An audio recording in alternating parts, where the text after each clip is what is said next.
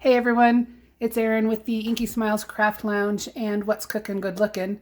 I thought today I would throw together some no-knead bread and figured I might as well just do a quick video tutorial on this. I'm going to try and do it in a few sections and hopefully piece them all together into one video. If not, you're going to probably get 4 individual videos for the different steps, but anyway, let's go ahead and get started. So what you're going to need for this is some either all-purpose flour or bread flour. I'm using bread flour today. You're going to need some yeast and some kosher salt and some water. It's seriously the easiest thing you're ever going to make. All right, simple ingredients, simple technique. You're also going to need measuring spoons, and I use a dough whisk. I love this dough whisk. It's my second one that I've had. My first one kind of fell apart here at the joint, but this one has held up really well. All right, we're going to go ahead and get started. We're going to measure out 1 pound of flour.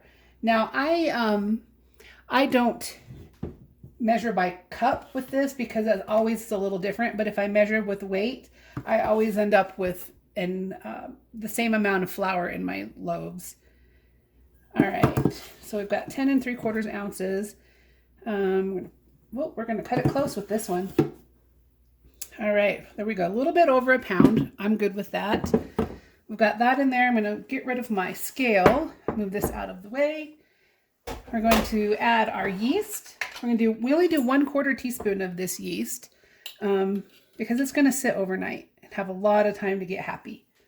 So 1/4 teaspoon of yeast. And we're going to do 2 teaspoons of kosher salt. And if you skimp on the salt, your bread will be kind of bland, and you don't want bland old bread. One thing that I want to say though is if you don't have kosher salt and you use table salt, make sure you cut your salt down because the saltiness in table salt is a lot stronger than the saltiness in kosher salt. All right, so now I'm going to take my whisk, and I like to use the end of my whisk and just stir this all together. I'll just give that a good swirl. And I'm doing this in a pretty bowl because all of my other big mixing bowls are currently occupied with dough. I'm going to add 11 ounces of water. I'm going to add that in there. And then I'm just going to give this a little stir and make a shaggy looking dough. So my other mixing bowls are occupied with 5 loaves of bread for the neighbors in my cul-de-sac. I figured I'd go do a doorbell ditch, leave them some yummy bread. All right, let's get this stirred up. It's going to make a shaggy dough. Let me get my whisk in here. It's kind of hard for me to see where I am in the frame. I probably should have taped off my counter or something, but that's all right. All right, so we've got this super shaggy dough. It's really ratty and shaggy looking, but that is what we want because it's going to sit overnight for about 18 hours probably, and will become a really beautiful, nice dough. All right. So now I'm going to cover this with plastic wrap, and I'm going to let it sit on my counter overnight for 18 to 24 hours. If you want to do what I call a faux sourdough, you can stick this in your fridge for 3 days and it will have a wonderful sour flavor, and the gluten will develop really nicely. All right, so there is our dough mixed up and ready to go. All right, guys, we're back. Quick scene change. Gathered up the next step for this bread. All right, so for this next step, you're going to need a dough scraper or your fingers, a little bit of flour for dusting, and a piece of parchment paper, and your dough that has sat out overnight for about 18 or so hours. All right, so you can see it's just gorgeous. I mean, look at that. All that bubbly goodness. All that yeast is happy. All right, so we're going to sprinkle a little flour down onto our parchment, and then we're going to scrape this dough out. And this is why I like to use a dough scraper. It really scoops the dough up nicely. Set our bowl aside, and we'll just put this out here. Now, some people just take the entire thing and just leave it like this. I mean, you get all kinds of crazy, interesting effects with the dough just taking its own shape, but I kind of like to shape it. I know that it's a no knead, but I kind of like to give it a little bit of a knead and a little bit of shaping, kind of get that dough to come back together. All right, so one thing that really helps with bread is a good surface tension to help it really not spread flat and to poof up nicely.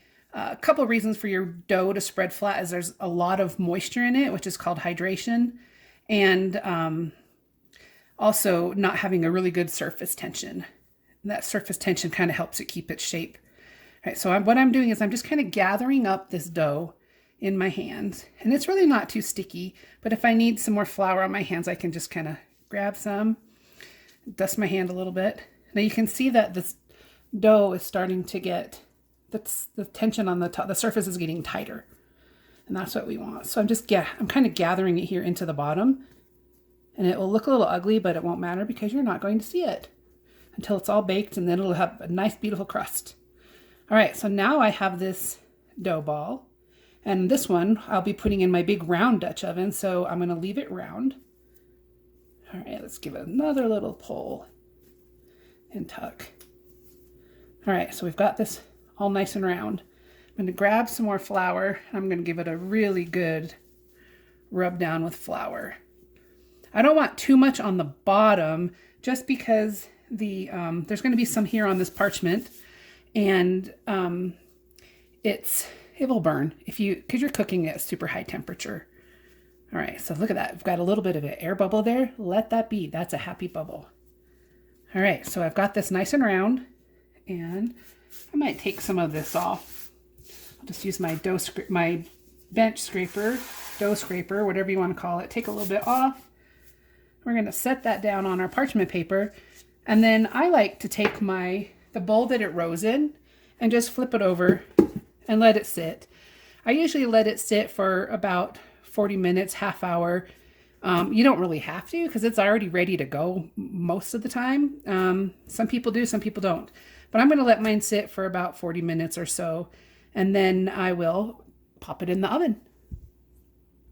All right, guys, scene change again, and we are back with a loaf of dough that has been sitting out for, I want to say, about a half an hour, almost 40 minutes. We're about ready to put this in the oven, and I just want to show you what it looks like when it's about ready to go into the oven.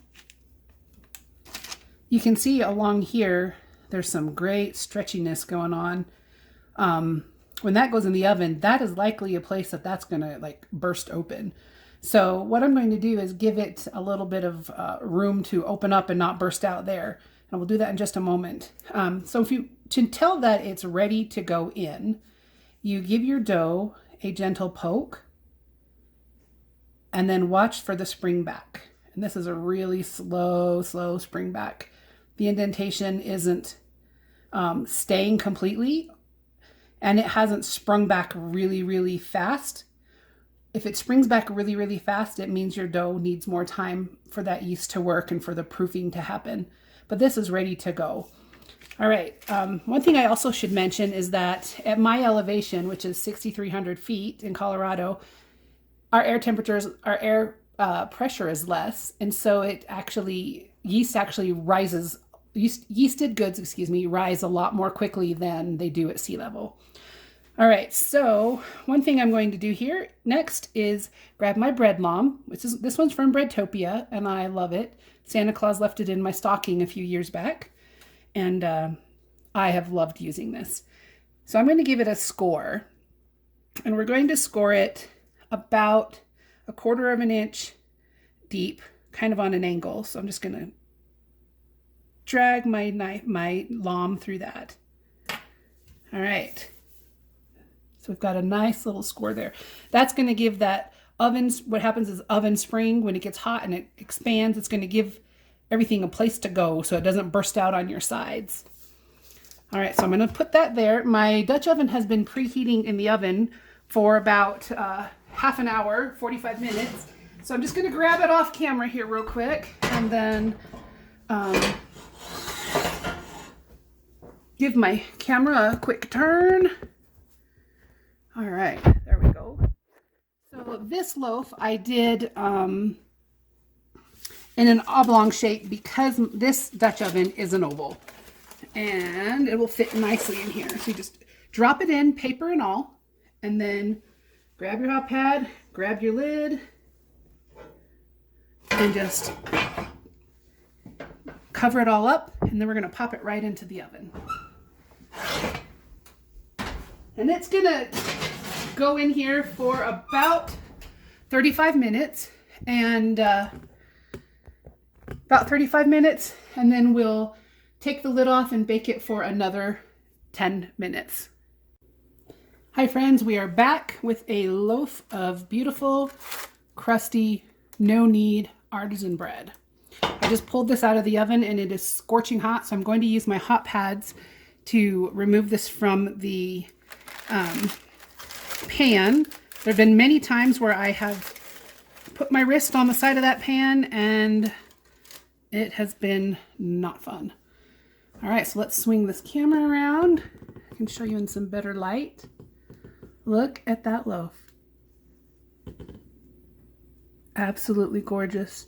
And it is starting to crackle. All right, let me see if you can hear it.